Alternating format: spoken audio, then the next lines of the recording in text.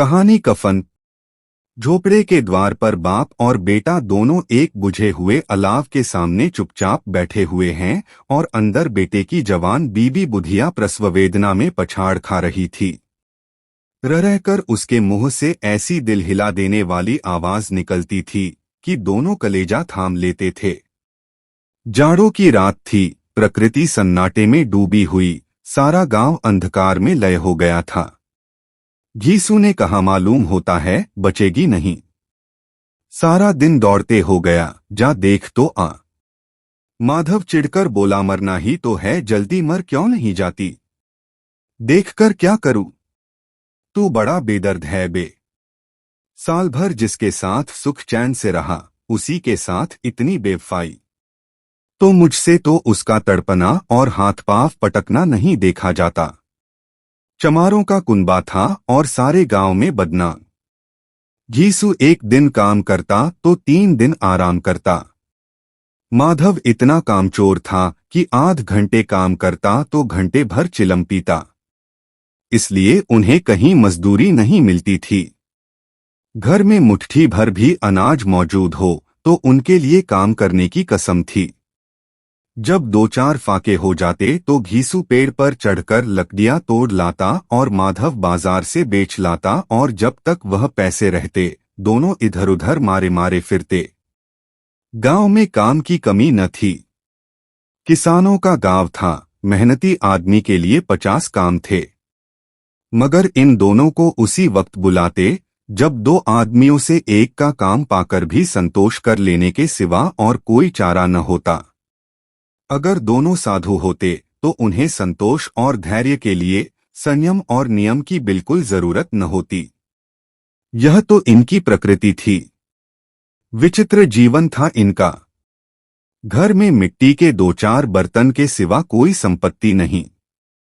फटे चीथड़ों से अपनी नग्नता को ढाके हुए जिए जाते थे। संसार की चिंताओं से मुक्त, कर्ज से लदे हुए। गालियां भी खाते, मार भी खाते, मगर कोई गम नहीं।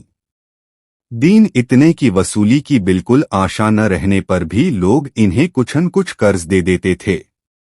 मटर आलू की फसल में दूसरों के खेतों से मटर या आलू उखाड़ लाते और भून भान कर खा लेते, या 10-5 ऊख उखाड़ लाते और रात को चूसते। घीसू ने इसी आकाशवृत्ति से 60 साल की उम्र काट दी और माधव भी सपूत बेटे की तरह बाप ही के पदचिह्नों पर चल रहा था, बल्कि उसका नाम और भी उजागर कर रहा था। इस वक्त भी दोनों अलाव के सामने बैठकर आलू भून रहे थे, जो कि किसी खेत से खोद लाए थे। घीसू की स्त्री का तो बहुत दिन हुए देहांत हो गया था। माधव का ब्याह पिछले साल हुआ था। जब से यह औरत आई थी, उसने इस खानदान में व्यवस्था की नींव डाली थी और इन दोनों बेगैरतों का दोजख भरती रहती थी। जब से वह आई, यह दोनों और भी आरामतलब हो गए थे, बल्कि कुछ अकड़े भी लगे थे। कोई कार्य करने को बुलाता तो निब्रियाज भाव से दुगुनी मजदूरी मांगते। वही औरत आज प्रसव वेदना से मर रही थी और यह दोनों इसी इंतजार में थे कि वह मर जाएं तो आराम से सोएं।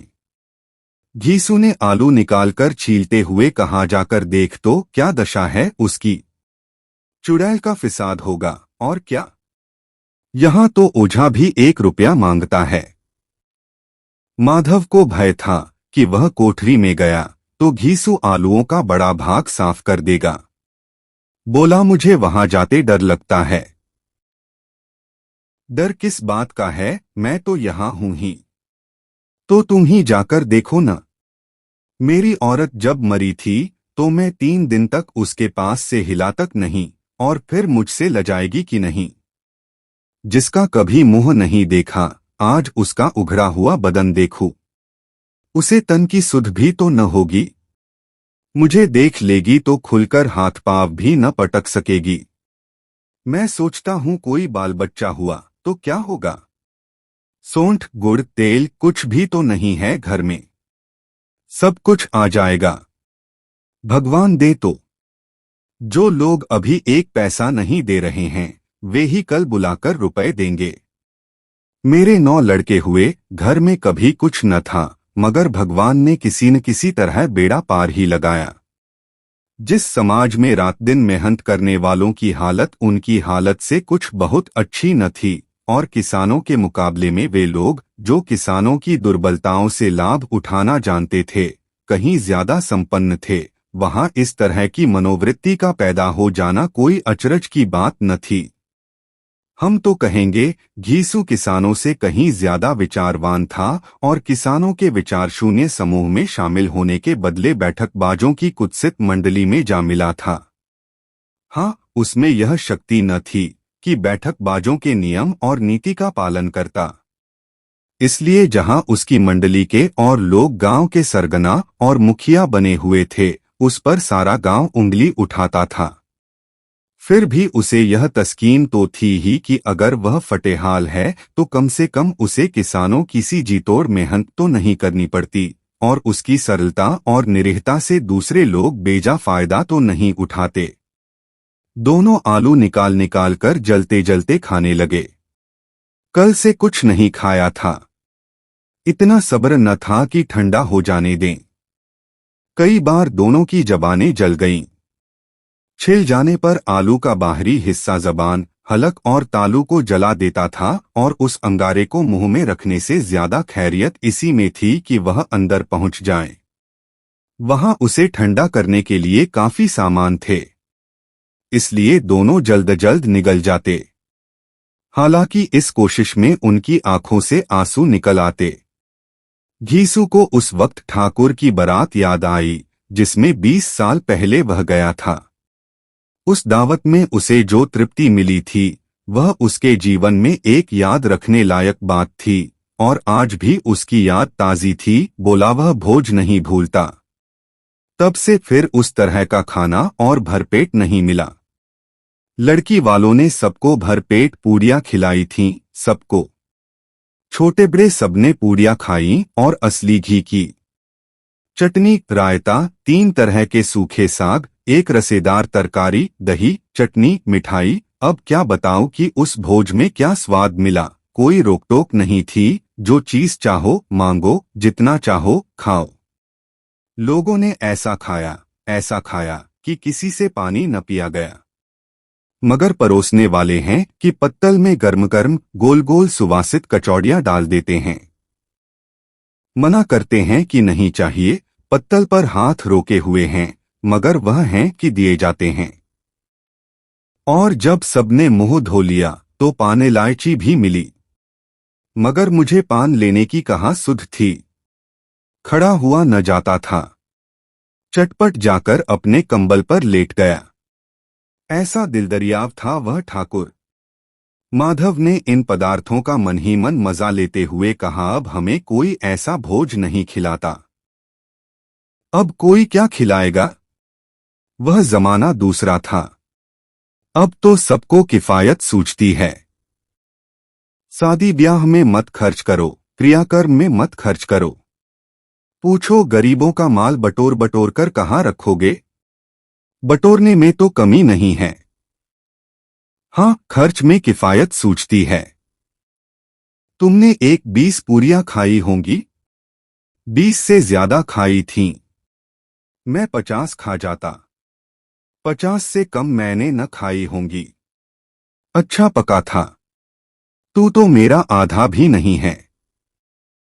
आलू खाकर दोनों ने पानी पिया और वहीं अलाव के सामने अपनी धोतियां ओढ़कर पाव पेट में डाले सो रहे, जैसे 2 बड़े बड़े अजगर गेंडुलियां मारे पड़े हों। और बुधिया अभी तक कराह रही थी। सवेरे माधव ने कोठरी में जाकर देखा तो उसकी स्त्री ठंडी हो गई थी।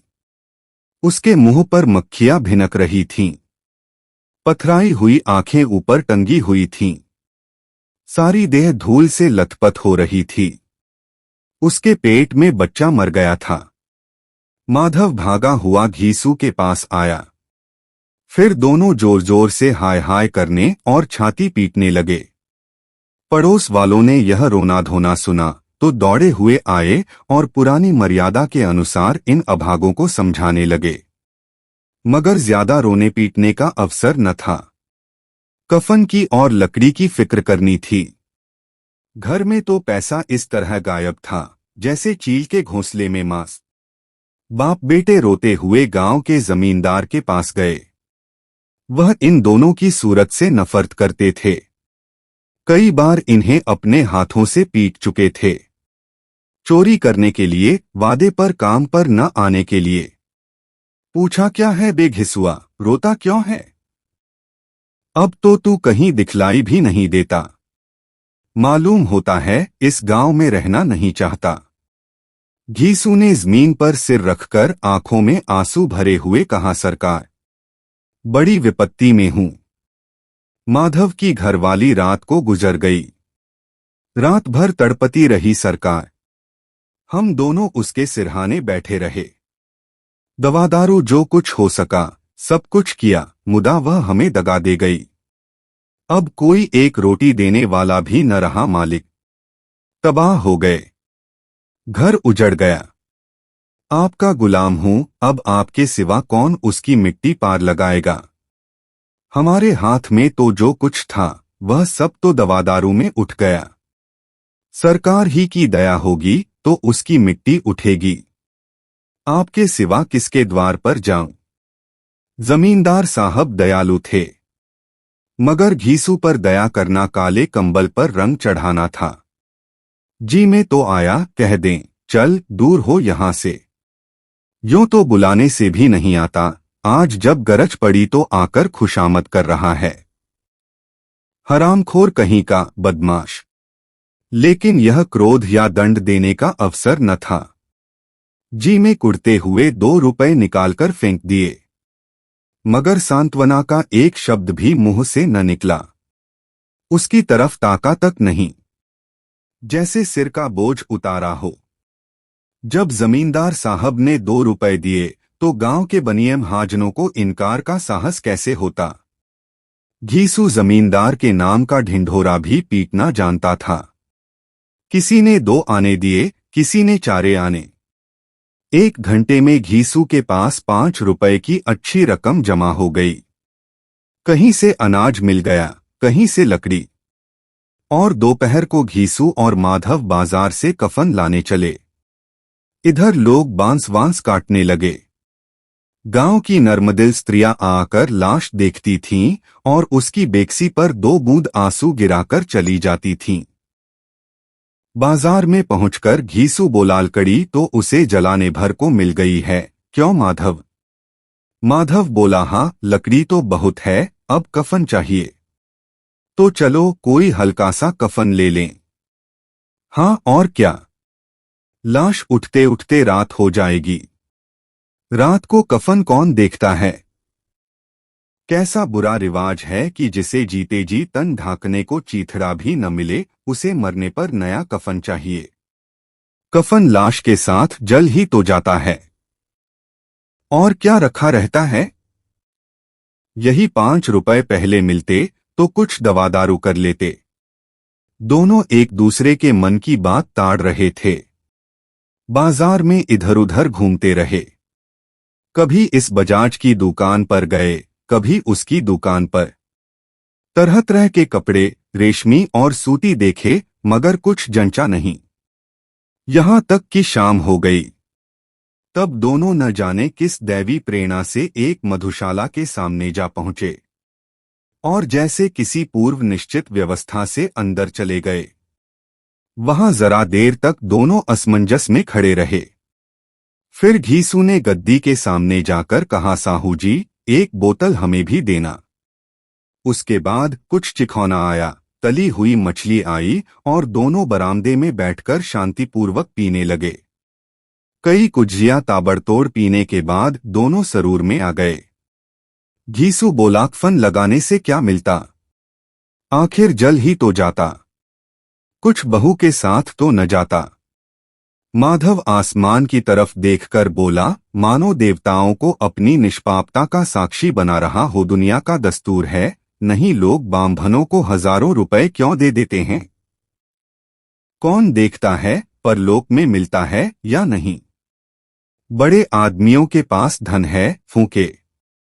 हमारे पास फूकने को क्या है? लेकिन लोगों को जवाब क्या दोगे? लोग पूछेंगे नहीं कफन कहाँ है। घीसू हंसाबे कह देंगे कि रुपए कमर से खिसक गए। बहुत ढूंढा मिले नहीं। लोगों को विश्वास न आएगा, लेकिन फिर वही रुपए देंगे। माधव भी हंसा इस अनपेक्षित सौभाग्य पर। बोला बड़ी अच्छी थी बेचारी, मरी तो खूब खिला पिलाकर। आधी बोतल से ज्यादा उड़ गई।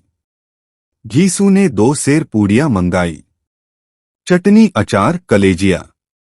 शराब खाने के सामने ही दुकान थी। माधव लपककर 2 पत्तलों में सारे सामान ले आया। पूरा 1.5 रुपया खर्च हो गया। सिर्फ थोड़े से पैसे बच रहे। दोनों इस वक्त इस शान में बैठे पूड़ियां खा रहे थे जैसे जंगल में कोई शेर अपना शिकार उड़ा रहा हो। न जवाबदेही का खौफ था, न बदनामी की फिक्र। इन सब भावनाओं को उन्होंने बहुत पहले ही जीत लिया था। घीसू दार्शनिक भाव से बोला, हमारी आत्मा प्रसन्न हो रही है तो क्या उसे पुण्य न होगा। माधव ने श्रद्धा से सिर झुकाकर तस्दीक की, जरूर से जरूर होगा। भगवान तुम अंतर्यामी हो, उसे बैकुंठ ले जाना। हम दोनों हृदय से आशीर्वाद दे रहे हैं। आज जो भोजन मिला वह कभी उम्र भर न मिला था। एक क्षण के बाद माधव के मन में एक शंका जागी। बोला, क्यों दादा, हम लोग भी एक न एक दिन वहां जाएंगे ही। घीसू ने इस भोले भाले सवाल का कुछ उत्तर न दिया। वह परलोक की बातें सोचकर इस आनंद में बाधा न डालना चाहता था।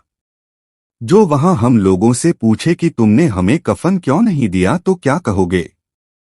कहेंगे तुम्हारा सिर। पूछेगी तो जरूर, तू कैसे जानता है कि उसे कफन न मिलेगा। तू मुझे ऐसा गधा समझता है। 60 साल क्या दुनिया में घास खोदता रहा हूं। उसको कफन मिलेगा और बहुत अच्छा मिलेगा। माधव को विश्वास न आया। बोला, कौन देगा। रुपए तो तुमने चट कर दिए। वह तो मुझसे पूछेगी। उसकी मांग में तो सिंदूर मैंने डाला था। कौन देगा बताते क्यों नहीं। वही लोग देंगे जिन्होंने अब की दिया। हाँ, अब की रुपए हमारे हाथ न आएंगे। ज्यों-ज्यों अंधेरा बढ़ता था और सितारों की चमक तेज होती थी, मधुशाला की रौनक भी बढ़ती जाती थी। कोई गाता था, कोई डींग मारता था, कोई अपने संगी के गले लिपटा जाता था, कोई अपने दोस्त के मुंह में कुल्हड़ लगाए देता था।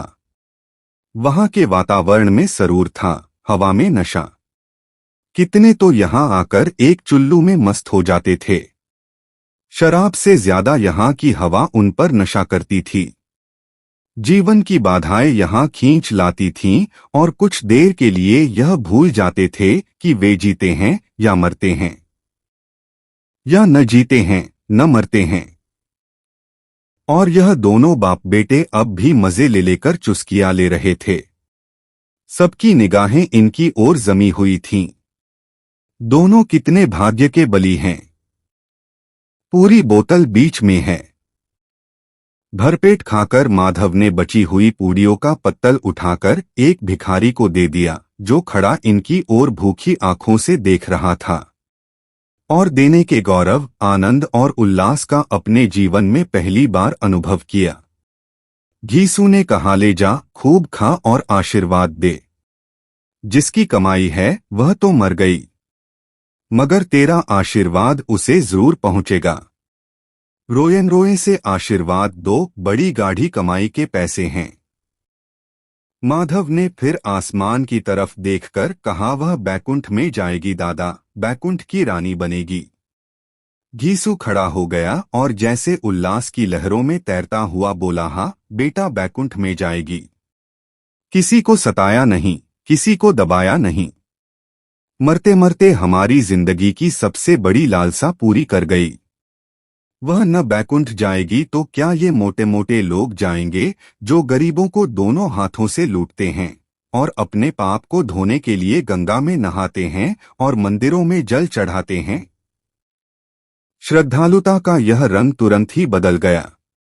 अस्थिरता नशे की खासियत है।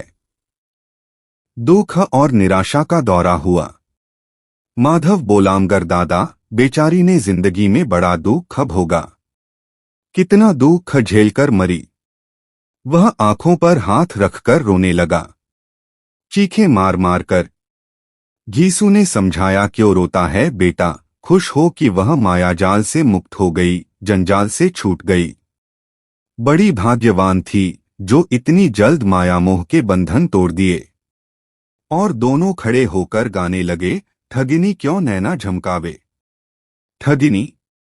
पियक्कड़ों की आंखें इनकी ओर लगी हुई थीं और यह दोनों अपने दिल में मस्त गाए जाते थे। फिर दोनों नाचने लगे, उछले भी, कूदे भी, गिरे भी, मटके भी, भाव भी बताए, अभिनय भी किए और आखिर नशे में मदमस्त होकर वहीं गिर पड़े। भाइयों बहनों, कैसा लगा हमारा प्रोग्राम? और भी अच्छे प्रोग्राम देखने के लिए हमारे इस चैनल को सब्सक्राइब, शेयर और लाइक करके सपोर्ट करें। दोस्तों, 1 लाख सब्सक्राइबर करने की मेहरबानी करें प्लीज।